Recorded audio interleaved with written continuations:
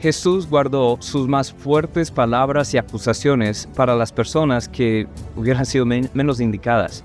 Así creían ellos. Ellos pensaban que eran muy religiosas, el estándar de piedad, y todo el mundo también que rodeaba pensaba que los fariseos y los escribas, los maestros de la ley, ellos serían los que Jesús llegaría para elogiar. Pero no, antes él llegó a acusarles fuertemente. ¿Por qué? Porque la religión en sí no es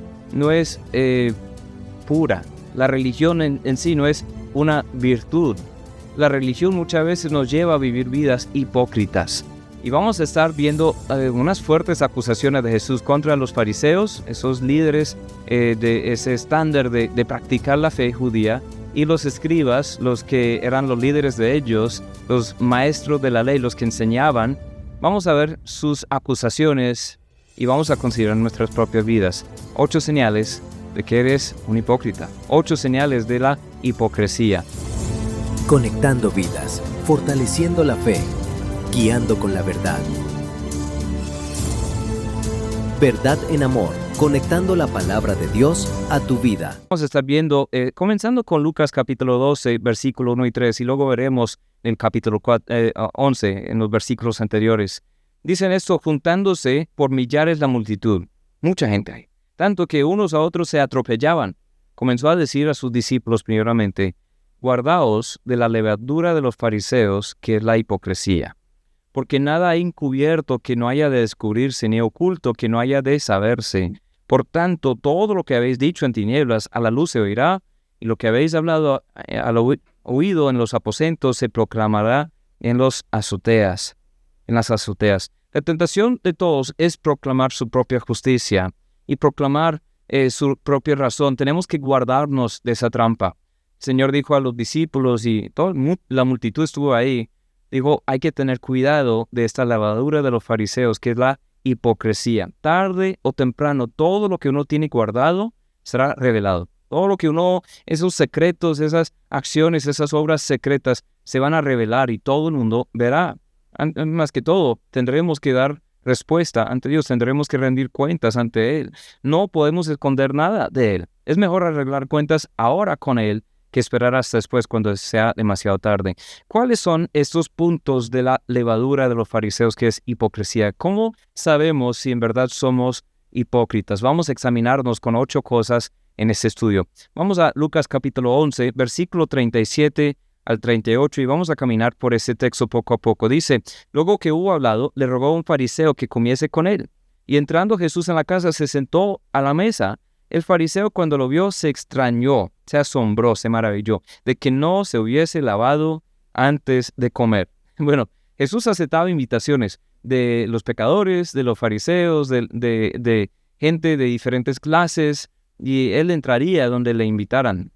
Pero este fariseo, este líder religioso, el ejemplo de piedad para la sociedad, se asombró de que Jesús no se hubiese lavado las manos.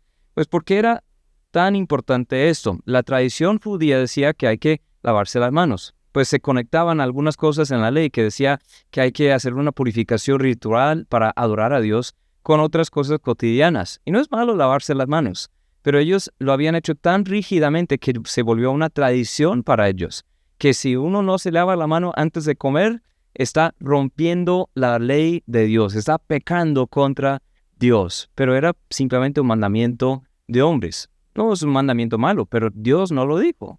Entonces es importante no confundirnos con esto, porque la primera cosa es un estándar de tradiciones. De 8 señales de que somos hipócritas, es primero un estándar de tradiciones. Si mi tradición llega a ser más importante que lo que dice Dios, estoy haciendo las cosas mal. El Señor dijo, vemos también en Mateo 15, 1 al 3, entonces se acercaron a Jesús ciertos escribas y fariseos en Jerusalén, diciendo: ¿por qué tus discípulos quebrantan la tradición de los ancianos? ¿Por qué no se lavan las manos cuando comen pan? Respondió él, les dijo: ¿por qué también vosotros quebrantáis el mandamiento de Dios por vuestra tradición? Un poco fuerte eso. ¿Por qué están quebrantando la tradición? Dice: ¿por qué ustedes en guardar la tradición quebrantan la ley de Dios, el mandamiento de Dios, ignoran muchas otras cosas? El mismo capítulo 15 de Mateo dice en el 8 y 9, este pueblo de labios me honra, mas su corazón está lejos de mí. pues en vano me honran, enseñando como doctrinas, mandamientos de hombres. Y eso sucede hoy en día también. Hay muchas tradiciones de hombres que llegan a ser como mandamientos de Dios para nosotros. ¿Cuáles son estas preferencias que toman lugar o se confunden con la palabra de Dios? Muchas veces la música, cierto estilo de música, y he escuchado esto mucho, que en algunas iglesias dicen, si tú tienes este tipo de música, no eres de Dios, pero la música es amoral, no tiene en sí moralidad. Es importante lo que dice la letra, es importante el enfoque, es importante hacia qué nos lleva la música, pero ciertos géneros de música no son asuntos de moralidad o de pecado o de ser limpios. Hay orden de culto, hay que hacer las cosas de cierta forma en ciertos horarios y todo, y si no estamos quebrantando el mandamiento de Dios. Dios nos da mucha flexibilidad en eso. Vemos que los discípulos se reunían principalmente el primer día de la semana para conmemorar la resurrección de Cristo, pero también estaban reunidos todos los días, en la mañana o en la noche, en la tarde, a mediodía, hasta a veces vigilias toda la noche, pero no debe ser tan rígido nuestra tradición o preferencia en horarios. Vestimenta, apariencia física. Hay muchos que tuercen textos que hablan de la modestia para decir que, por ejemplo, la mujer tiene que usar vestido largo y si no es una pecadora. Eso no está en la Biblia. Dicen, no debe usar lo que pertenece a un hombre. Y bueno, sí, estoy de acuerdo, pero la verdad es que esa cultura era muy diferente a la nuestra. Entonces muchas veces nuestras preferencias llegan a tomar el lugar de mandamiento de Dios. Educación, dieta, partido político, etcétera. Esas tradiciones de hombres no son malas en sí, pero toca saber discernir entre una preferencia humana, religiosa, que un mandamiento de Dios. Entonces, bueno, esa es una cosa. La segunda cosa, segunda señal, un enfoque en lo externo. Un enfoque en lo externo. Volviendo a Lucas 11, versículos 39 al 41, dicen, pero el Señor le dijo, ahora bien, vosotros, los fariseos, limpiáis lo de afuera del vaso y lo del plato, pero por dentro estáis llenos de rapacidad, de maldad. Necios, el que hizo lo de fuera, ¿no hizo también lo de adentro? Pero dad limosna de lo que tenéis, entonces todo os será limpio. Realmente es más fácil conformarnos externamente que cambiarnos internamente. Mucho más fácil. Puedo limpiar lo de afuera y guardar así mucha maldad por dentro. Porque eso de purificarnos por dentro requiere un proceso profundo que es de la obra de Dios, es una obra del Espíritu, pero es rendirnos a Él, es exponernos, es como hacer una cirugía de corazón abierto ante Dios. Pero es mucho más fácil lavar la mano, más fácil ponernos un vestido bonito, más fácil tener una pinta externa bonita de una persona piadosa que hacer el trabajo difícil de limpiar el corazón. Así como no queremos tomar agua de un vaso exteriormente limpio, pero interiormente sucia, a Dios le importa más el corazón. Si un vaso por fuera está limpio, pero por dentro se ve mucho mugre, yo no quiero tomar agua de ahí. Tú tampoco. Para Jesús la evidencia real de la pureza espiritual está en el interior del corazón. Como dice en 1 Samuel 16:7, Jehová respondió a Samuel, no mires su parecer, ni a lo grande de su estatura, porque yo lo desecho, porque Jehová no mira a lo que mira el hombre. El hombre mira lo que está delante de sus ojos, pero Jehová mira el corazón. Lo externo es importante, es la medida que refleja coherentemente qué hay en la mente, qué hay en el corazón humano, pero no lo más importante. Lo que hacemos, lo que es visible a otros, debe fluir de quienes somos en el hombre interior. No debe ser la excepción, debe ser lo que fluye naturalmente. Eso también, eso es lo que Dios busca, no solo un vaso limpio de fuera, sino por dentro también. Es la persona que habita en comunión con Dios, es la persona que le puede servir efectivamente. Como dice en el Salmo 15, habla de la integridad. Esa persona habitará en el monte santo, esa persona estará delante del Señor, esa persona le estará útil al Señor, una persona que vive en integridad. Es el nivel de ser que viene antes de hacer, viene antes de servir, viene antes de entrenar a otros. Primero debemos ser, debemos trabajar en el carácter, la integridad. Otra señal de que somos fariseos o hipócritas más bien es un esfuerzo en minucias, Lucas 11:42 dice, mas hay de vosotros fariseos que diezmáis la menta y la ruda y toda hortaliza, las hierbas, y pasáis por alto la justicia y el amor de Dios. Estos era necesario hacer sin dejar aquello. Los fariseos diezmaban hasta sus especias, pero a costo de ignorar lo que Dios realmente quería de ellos, la justicia, ignorar lo que Dios quería de ellos, su corazón, su adoración. Ellos se esforzaban en las minucias, en las cosas insignificantes a veces. No era porque amaban a Dios, era porque vivían por un sistema legalista, jactancioso. Ellos querían practicar, ejercer sus ritos, su religiosidad, pero Él quiere justicia, quiere amor, quiere misericordia, quiere humildad. Como dice Miqueas 6, del 6 a 8, ¿con qué me presentaré ante Jehová?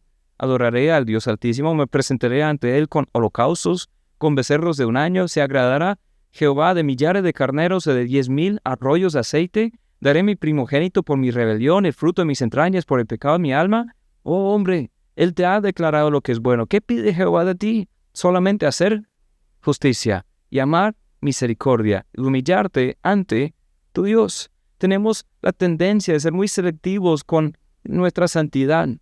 Tal vez tú eres muy diligente para estudiar la Escritura todos los días. Tú lees la palabra todos los años, tú lees toda la palabra.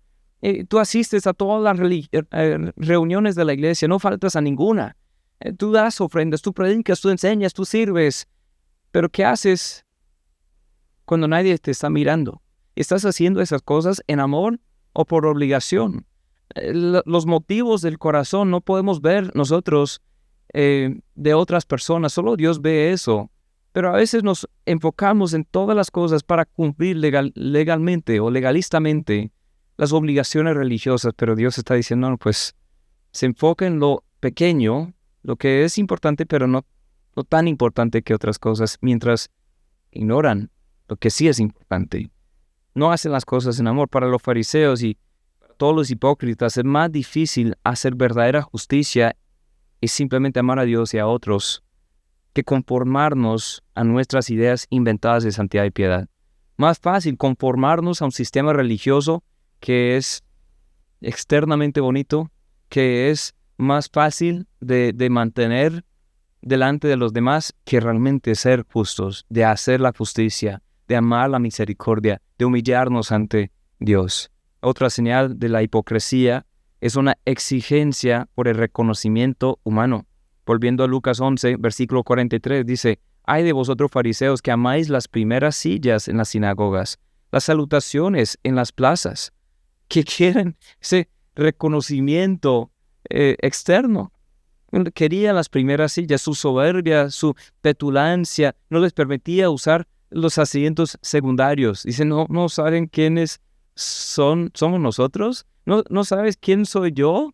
¿No sabes que yo soy parte de este grupo selecto de los élites religiosos? Yo quiero que me reconozcan, que me digan rabí, rabí. El lugar preferencial, las primeras sillas, era un reconocimiento para los más celosos, los más piadosos, los donantes más generosos. Se tenía que comprar esas sillas, primeras sillas en las sinagogas. La Iglesia de Cristo no debe haber diferencia o preferencia para dar lugar a uno y no al otro. Santiago 2 habla de eso.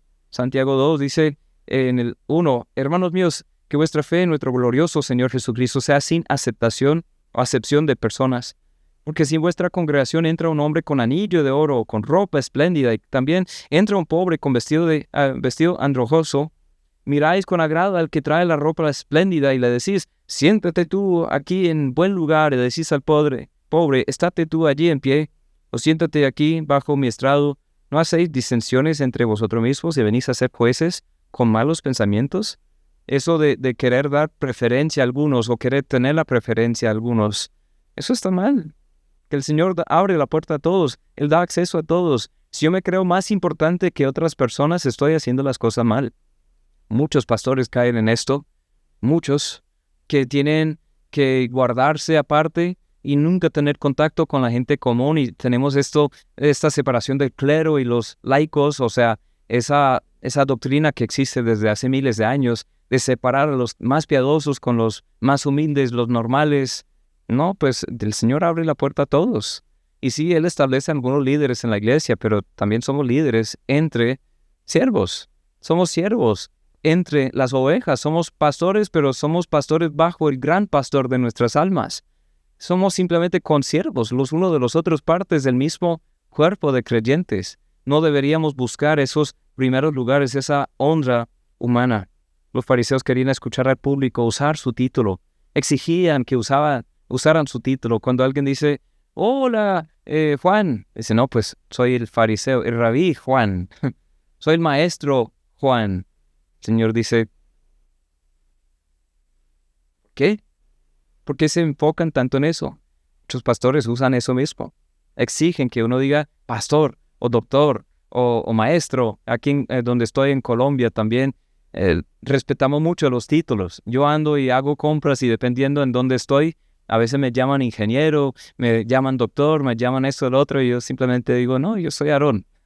Algunos me dicen pastor y pastor y pastor, y si algunos de la congregación me quieren decir pastor, está bien, pero yo no exijo eso. Cuando me presento ante las personas, yo digo, hola, mi nombre es Aarón. No digo, mi nombre es el pastor Aarón.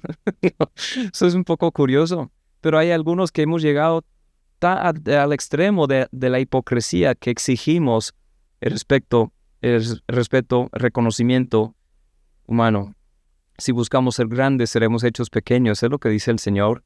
Hay muchos textos que van con eso, pero vamos a avanzar. La quinta cosa, una señal de la hipocresía es un efecto de hacer inmundos a otros.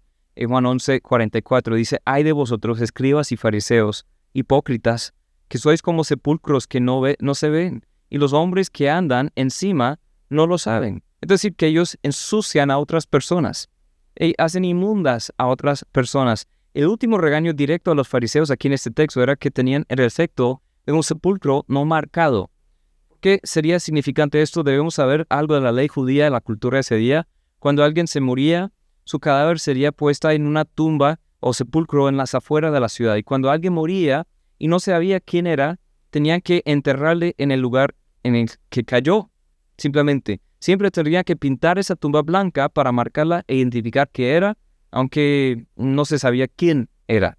Bajo la ley levítica, todo contacto con un sepulcro producía contaminación ceremonial, como dice Números 19:16. Cualquiera que tocare algún muerto a espada sobre la faz del campo, algún cadáver o hueso humano o sepulcro, 7 días será inmundo. Entonces, en Mateo 23, Jesús también está hablando con los fariseos, un pasaje paralelo, en otra ocasión, unos días antes de morir. Pero Cristo dice que son sepulcros blanqueados. Aquí no son marcadas. Aquí en Lucas 11 dice son sepulcros no marcados. ¿Por qué? Que hacían inmundos a otros sin que lo supieran. Muchos, por las razones que hemos visto, hacen inmundos a otros. Les contaminan por su estándar de la tradición por encima de la palabra, por su enfoque en la comodidad exterior, externa, más que la integridad interna, por su esfuerzo en las cosas pequeñas mientras ignoran las más importantes, por su exigencia de reconocimiento humano más que una relación personal con Dios. Pienso en un personaje que vemos en Tercera de Juan, es un hombre que se llama Diótrefes. Estaba tan preocupado con controlar la iglesia que impedía que otros recibieran una bendición por la carta del apóstol Juan. Dice en Tercera de Juan, versículos 9 al 11, yo he escrito a la iglesia, pero Diótrefes, cual le gusta tener primer lugar entre ellos, no nos recibe. Por esta causa, si yo fuere, recordaré las obras que hace, paloteando con palabras malignas contra nosotros, y no contento con estas cosas, no recibe a los hermanos, y a los que quieren recibirlos, se lo prohíbe, los expulsa de la iglesia. Amado, no imites lo malo, sino lo bueno, que hace lo bueno es de Dios, el que hace lo malo no ha visto a Dios. Ese Diótrefes quería tener el primer lugar, y quería impedir a que otros escucharan la palabra. Eso hace la religión. La hipocresía hace inmundos a otros. La sexta cosa que vemos, la sexta señal, es una expectativa en otros poco realista. Versículos 45 y 46 de Lucas 11, respondiendo uno de los intérpretes de la ley, dijo, Maestro, cuando dices esto también nos afrentas a nosotros. Y él dijo, ay de vosotros también, intérpretes de la ley, porque cargáis a los hombres con cargas que no pueden llevar, pero vosotros ni aun con un dedo las tocáis. Ahora los intérpretes de la ley dicen, también nos estás ofendiendo un poco, Señor Jesús. Hay que tomar conciencia porque estás atacando a los fariseos, pero nosotros los intelectuales, los estudiados, los doctores de la ley, nos estás ofendiendo también. Jesús dice, a propósito, especialmente a ustedes también quiero dirigirme. Muchas veces si una persona religiosa es confrontada con la realidad de su hipocresía, y no tiene base bíblica, recurre a la sensibilidad emocional, a los ataques personales. Jesús básicamente responde, no me importan sus sentimientos, porque ustedes son también un peligro de condenación por la hipocresía que llevan. Tenaz, ¿no? Algo anda mal cuando uno es severo con otros y misericordioso con sí mismo. Eso lo que dice es una marca clásica de la hipocresía de la religión en sí. ¿Se acuerdan de lo que el Señor dijo? Que es más fácil decir a otro, tienes un mugrecito en tu ojo, pero uno anda con una viga en el ojo, no anda con un problema muy grande y queremos resolver los problemas de los demás. Es una marca de la hipocresía. Es exigir de otros algo que es un estándar poco realista, una expectativa muy poco realista. Yo pienso en el ejemplo de David, cuando fue confrontado por el profeta Natán. David había cometido adulterio, había mandado a matar al esposo de esa señora Betsabé. Había vivido su vida como, bueno, ya estoy bien.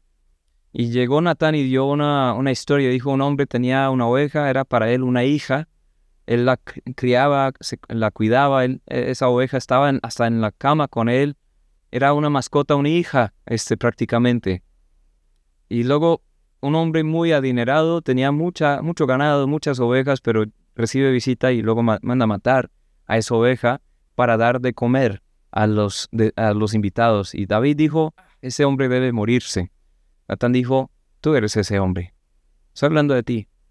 Y así, muchas veces es más fácil juzgar a los demás sin darnos cuenta que nosotros no estamos cumpliendo. Miremos nuestra propia necesidad de arrepentimiento antes de exigirlo de otras personas. Romanos 2 es un pasaje importante. Dice en el 16 en adelante, en el día en que Dios juzgará por Jesucristo los secretos de los hombres conforme a mi evangelio. Y aquí tú tienes el sobrenombre de judío, te apoyas en la ley, te glorías en Dios, conoces su voluntad e instruido por la ley, aprueba lo mejor, confías en que eres guía de los ciegos, luz de los que están en tinieblas, instructor de los indoctos, maestro de niños, que tienes en la ley forma de la ciencia y la verdad. Tú pues que enseñas a otro, ¿no te enseñas a ti mismo? Tú que predicas que no se ha de hurtar, hurtas. Tú que dices que no se ha de adulterar, adulteras. Tú que abominas de los ídolos, cometes sacrilegio. Tú que te jactas de la ley con infracción de la ley, deshonras a Dios.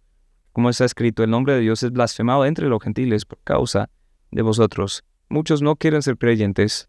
Muchos no quieren conocer a Dios. Que dicen, no, pues los que dicen creer a Dios, conocer a Dios, no, exigen muchas cosas que ni ellos cumplen. La hipocresía es fingir, es ser un actor en un drama, un teatro. Eso es lo que significa la palabra hipócrita. En esos días, en ese primer siglo, cuando hacían obras de dramas y teatro y todo eso, los hipócritas eran los actores, las actrices.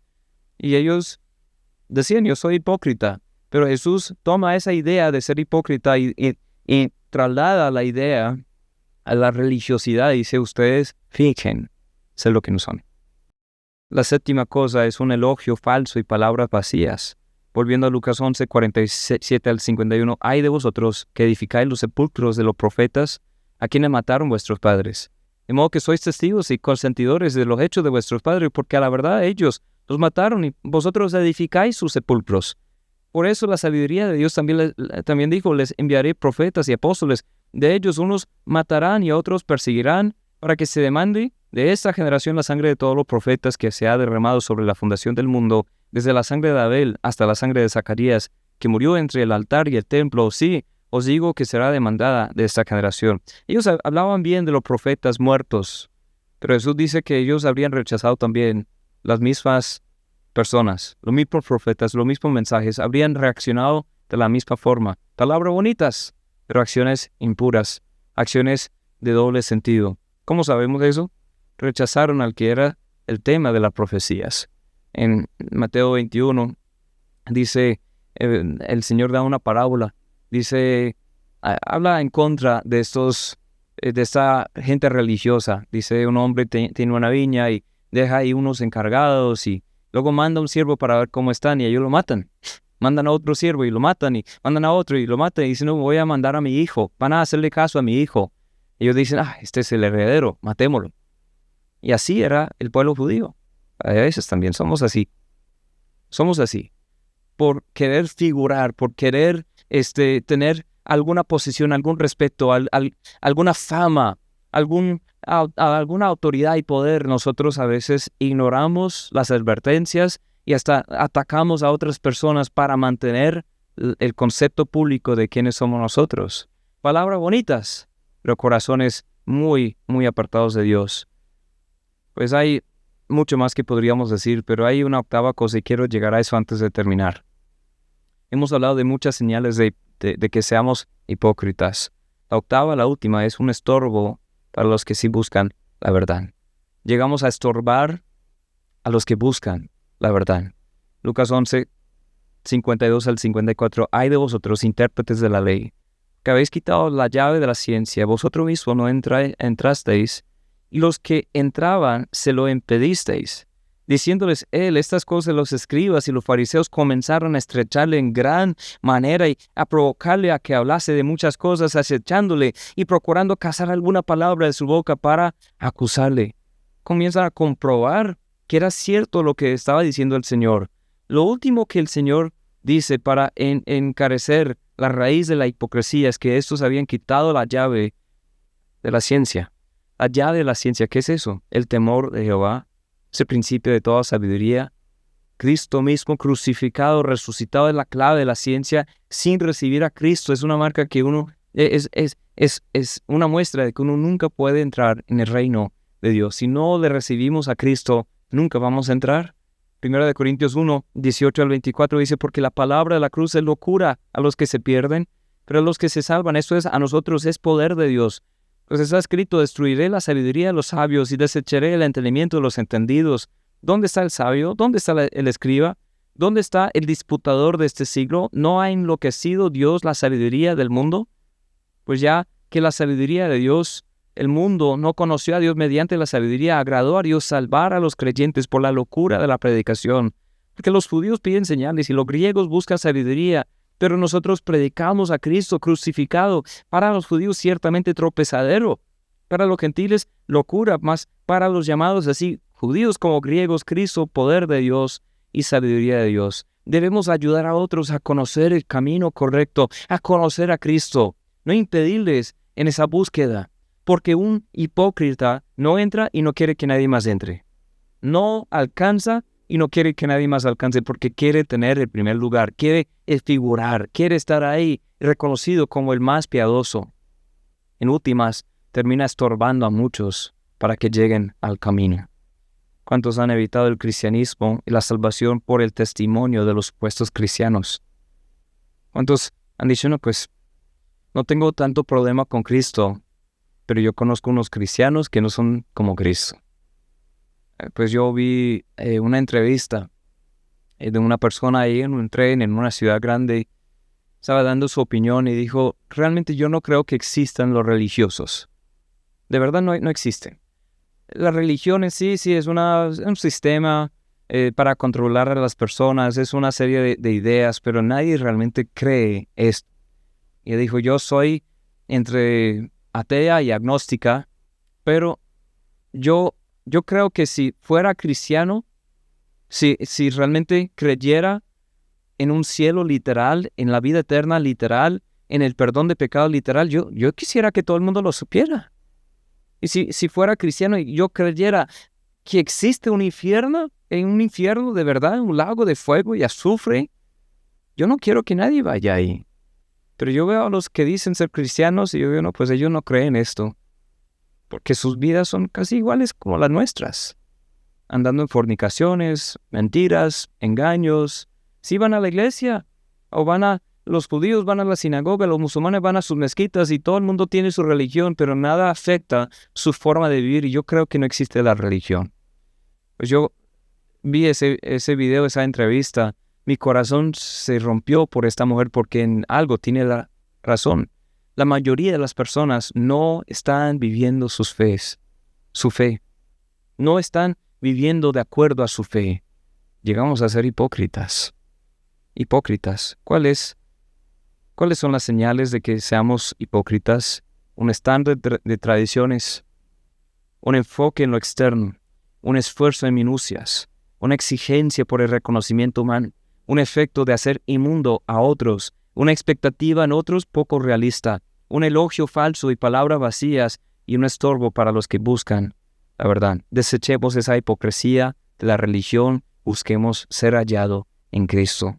Filipenses 3:4 dice, aunque yo tengo también de qué confiar en la carne, si alguno piensa que tiene que confiar en la carne, yo más, circuncidado al 8º día, del linaje de Israel, de la tribu de Benjamín, hebreos de hebreos, en cuanto a la ley, fariseo, en cuanto a celo, perseguidor de la iglesia, en cuanto a la justicia que es en la ley, irreprensible, pero cuantas cosas eran para mi ganancia, la he estimado como pérdida por amor de Cristo, y ciertamente aún estimo todas las cosas como pérdida por la excelencia del conocimiento de Cristo Jesús, mi Señor, por amor del cual lo he perdido todo, y lo tengo por basura para ganar a Cristo, y ser hallado en Él, no teniendo mi propia justicia, que es por la ley, sino la que es por la fe de Cristo, la justicia que es de Dios por la fe, a fin de conocerle, y el poder de su resurrección, la participación de sus padecimientos, llegando a ser semejante a Él en su muerte. Pablo era un fariseo de fariseos, era uno de esos que todo el mundo vería y diría, wow.